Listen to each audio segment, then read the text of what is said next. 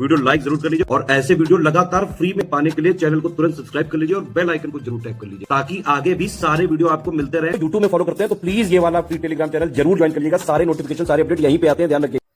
नमस्कार दोस्तों, आप सभी का स्वागत है स्टडी फॉर एग्जाम्स में। दोस्तों, यूपी ट्रिपल के पीटी के डीआई सीरीज को आगे बढ़ाते हैं हम लोग 2 डीआई को और सॉल्व करेंगे आज इस वीडियो के माध्यम से।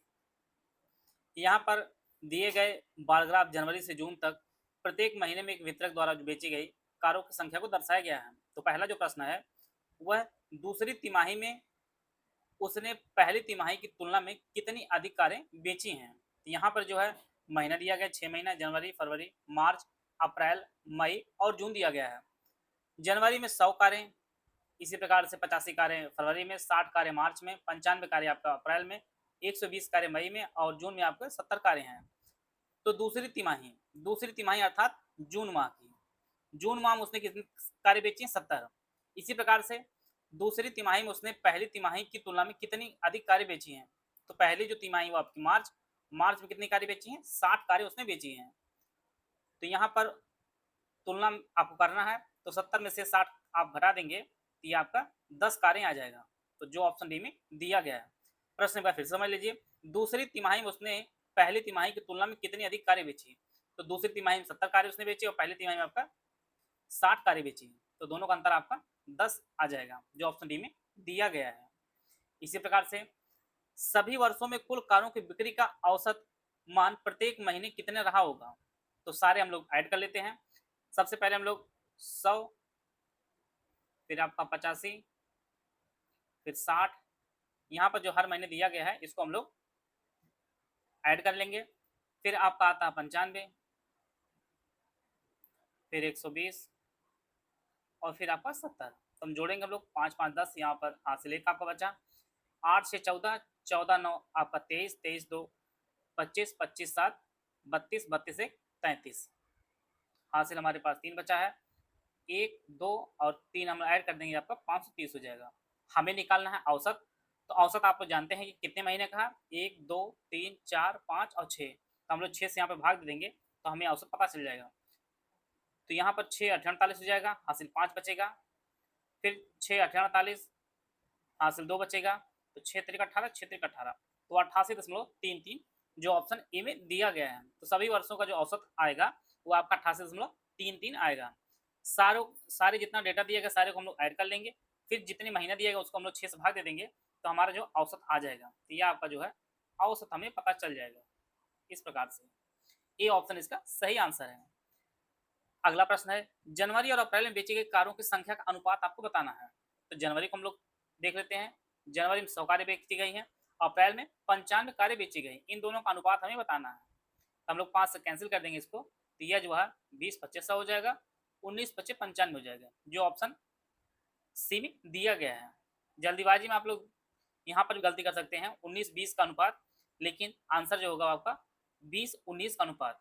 यहाँ पर पहले जनवरी पूछा गया फिर अप्रैल पूछा गया, पहले जनवरी है फिर आपका अप्रैल है, तो सी ऑप्शन इसका सही आंसर हो जाएगा। अगला प्रश्न है, मई में बेची गई कारों की संख्या मार्च में बेची गई कारों की संख्या से कितना % अधिक है? सबसे पहले मई पूछा गया है, तो मई में कितनी कारें बेची गई हैं इनको हम लोग देख सकते हैं। मई में टोटल जो है 120 कारें बेची गई हैं। मई में 120 कारें हैं। फिर पूछा जा रहा है मार्च में कारों की संख्या कितनी बेची गई है? मार्च में आपका 60 बेची गई है। ये आपका मई हो गया और ये आपका मार्च हो गया।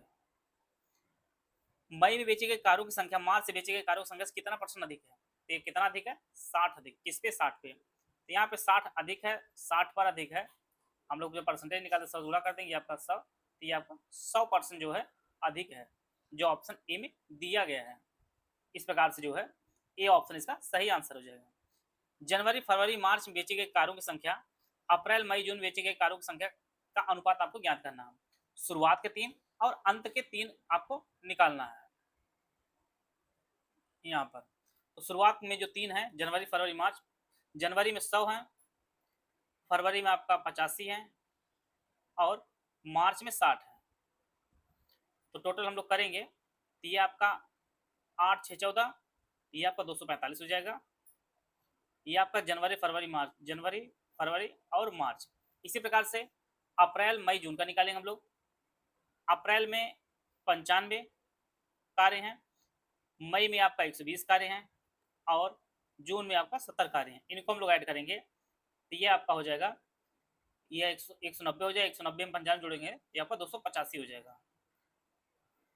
ये शुरुआत के 3 हैं और ये अंत के 3 हैं। पूछा क्या है उसको हम लोग देख लेते हैं। कार्यों के अनुपात हमें ज्ञात करना है, तो अनुपात हमें निकालना है। तो यह जो है सबसे पहले 245 हो जाएगा, 245 अनुपाते 285। हम लोग 5 से कैंसिल करेंगे इसे, 5 चौको 20 और 5 9 45। इसी प्रकार से 5 पच्चीस 25 हो जाएगा और 5 सत्ते 35 हो जाएगा। तो इसका जो अनुपात होगा वह 49/57 होगा। तो यह 49/57 जो ऑप्शन बी में दिया गया है, इस प्रकार से बी ऑप्शन इसका सही आंसर होगा। तो यह जो है इसके सभी जो 5 प्रश्न हम लोग इसको सॉल्व कर लिए हैं। आगे और प्रश्न हम लोग देखते हैं।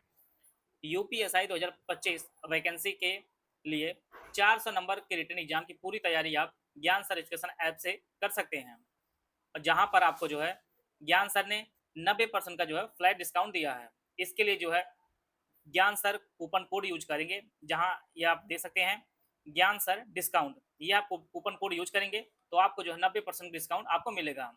तो जो संपूर्ण कोर्स जो रिकॉर्डेड क्लास पीडीएफ नोट्स के रूप में दिया जाएगा, यह जो है इसकी फीस 99 रुपये हो जाएगी। वहीं पे टेस्ट सीरीज को जो कोर्स है जिसे आप अनलिमिटेड अटेंड कर सकते हैं, इसकी फीस 49 रुपये हो जाएगी। तो यह जो है ज्ञान सर डिस्काउंट आप कोड यूज करेंगे तो संपूर्ण कोर्स एसआई का 99 रुपये और टेस्ट सीरीज के प्राइस जो आपका 49 रुपये हो जाएगा। और यह जो कोर्स की जो डिस्काउंट मिल रहा है वह आपको 15 सितंबर 2025 तक यह कोर्स का डिस्काउंट मिलेगा। और यह कोर्स मिलेगा कहाँ पर, यह जो है ज्ञान सर एजुकेशन ऐप है वहाँ पर आपको मिलेगा। आप गूगल प्ले स्टोर से ज्ञान सर एजुकेशन ऐप को डाउनलोड करके जो है यूपीएसआई सेक्शन में जाकर कूपन को ज्ञान सर डिस्काउंट आप यूज करेंगे तो आपको 90% का डिस्काउंट मिलेगा। और यह कोर्स परचेज करके जो है आप यूपीएसआई की जो है संपूर्ण तैयारी कर सकते हैं। अगर आपको कोई इन्फॉर्मेशन वगैरह चाहिए तो ये हमारे नंबर दिए गए हैं 9236693779, इस पे कॉल या व्हाट्सअप करके जो है जानकारी प्राप्त कर सकते हैं और इस बैच से जुड़कर जो है अपनी तैयारी बेहतर कर सकते हैं। यहाँ पर दूसरा प्रश्न है, नीचे दिए गए वृत्त जो चित्र में एक पुस्तकालय में 5 विभिन्न पुस्तकों की जो है संख्या को दर्शाया गया है, और पुस्तकालय में जो पुस्तकों की कुल संख्या आपकी 360 है। यहाँ पर डेटा इसलिए इस प्रकार दिया है जिससे सभी जो है आराम से कैंसिल हो जाए। और यहाँ पे आप लोग देखेंगे जो सारे डिग्री जोड़े जाएंगे यह भी आपका 360 डिग्री के बराबर होगा। तो 360 डिग्री बराबर जो है 360 पुस्तक है। एक डिग्री की वैल्यू हमें निकलेगी वह एक पुस्तक के बराबर होगी। इसको हम लोग पहले निकाल कर रख लेंगे। अब प्रश्न पूछा रहा पुस्तकालय में अंग्रेजी की पुस्तकें कितनी हैं, तो जितने डिग्री उतनी पुस्तकें, तो डिग्री 108 के तो पुस्तकें भी कितनी हो जाएंगी 108 ही पुस्तक भी हो जाएंगे, जो ऑप्शन सी में दिया गया है डायरेक्ट आंसर। इसी प्रकार से पुस्तकालय में किन दो विषयों की पुस्तकें बराबर संख्या में उपस्थित हैं। यहाँ पर आप देख पा रहे होंगे 45 डिग्री का विज्ञान में भी 45 डिग्री गणित में भी है, तो दोनों बराबर हैं। तो यहाँ पर जो सही आंसर हो जाएगा वही आपका विज्ञान और गणित है। विज्ञान और गणित आपके डी ऑप्शन में दिया गया है। 45 किताबें जो है दोनों हैं, डी ऑप्शन इसका सही आंसर है। अगला प्रश्न है, इसी प्रकार से अगला प्रश्न है, अंग्रेजी की पुस्तकों और सामाजिक विज्ञान की पुस्तकों की संख्या के मध्य अंतर कितना है। अंग्रेजी और सामाजिक विज्ञान, अंग्रेजी में आप देख पा रहे होंगे 108 है और सामाजिक विज्ञान में 72 है। पूछा क्या जा रहा है, अंग्रेजी की पुस्तकों और सामाजिक विज्ञान की पुस्तकों की संख्या के मध्य अंतर कितना है। तो इसको हम लोग घटा देंगे। कुछ लोग ऐसे घटाना पसंद करते हैं, इस प्रकार से ये 8 में से 2 जाए पर 6 हो जाएगा और यहाँ पे 9 बचा, सॉरी 10 बचा, 10 में से 7 जाए पर 3 बचा। यह जो अंतर हो जाएगा वो 36 किताबों का अंतर हो जाएगा। यहाँ पर एक बार फिर से आप लोग समझ लीजिए, जितना डिग्री दिया गया है उतनी किताबों की संख्या भी दी गई है। तो एक डिग्री वैल्यू आपका एक किताब के बराबर है। तो यहाँ पर अंग्रेजी और सामाजिक विज्ञान के बारे में अंतर पूछ रहा है, तो 108 में से 72 हम लोग घटा देंगे तो यहाँ पर 36 आ जाएगा, जो ऑप्शन बी में दिया गया है। इसी प्रकार से हिंदी और सामाजिक विज्ञान की पुस्तकों की कुल संख्या कितनी है। तो हिंदी कितनी संख्या है हिंदी की, यहाँ पर आप देख पा रहे होंगे यहाँ पर 90 है, 90। और दूसरी जो पूछी जा रही है सामाजिक विज्ञान और सामाजिक विज्ञान कितना है आपका 72 है। इन दोनों की संख्या का योग पूछ रहा है। तो यह जो आपका 2 9 7 16, तो टोटल जो है 162 पुस्तकें हैं हिंदी और समाज विज्ञान की। हिंदी में 90 है, समाज विज्ञान में 72, तो टोटल जो है 162 किताबें हैं जो ऑप्शन डी में दिया गया है। अगला प्रश्न है, पुस्तकालय में सबसे अधिक संख्या वाली पुस्तकों की संख्या।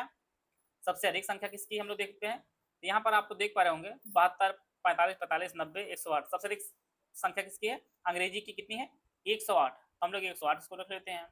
फिर आगे पढ़ते हैं, क्या प्रश्न पूछा जा रहा है, दूसरी सबसे कम संख्या वाली पुस्तकों की संख्या का औसत कितना होगा। तो दूसरी सबसे जो कम होगी, यहाँ पर 45, 45, 72, 90, 108 है, तो दूसरी जो सबसे कम आपकी 72 है। यहाँ पर जो है समाज विज्ञान की 72 है। पूछा जा रहा है, पुस्तकालय में सबसे अधिक संख्या वाली पुस्तकों की संख्या और दूसरी सबसे कम संख्या वाली पुस्तकों की औसत संख्या कितनी होगी। इन दोनों को हम लोग जोड़ लेंगे, ये आपका 0 हो जाएगा, ये आपका 7 में 1 8 हो जाएगा और ये 180 हो जाएगा। पूछा जा रहा है औसत, औसत में हम लोग 2 से भाग देते हैं। 2 संख्या है, एक आपके सामाजिक विज्ञान की, दूसरी आपकी अंग्रेजी की है। तो औसत जब निकालते हैं 2 से, 2 संख्या है, 2 से हम भाग देंगे, ये आपका जाएगा 90 आ जाएगा, जो ऑप्शन डी में दिया गया है। तो इस प्रकार जो है आज हम लोग 2 पाई चार्ट एंड डीआई के जो प्रश्न थे उनको हम लोग सॉल्व कर लिए हैं। आशा है आप सभी को बहुत कुछ जानने को मिला होगा। मिलते हैं नेक्स्ट वीडियो में, तब तक जय हिंद, जय भारत।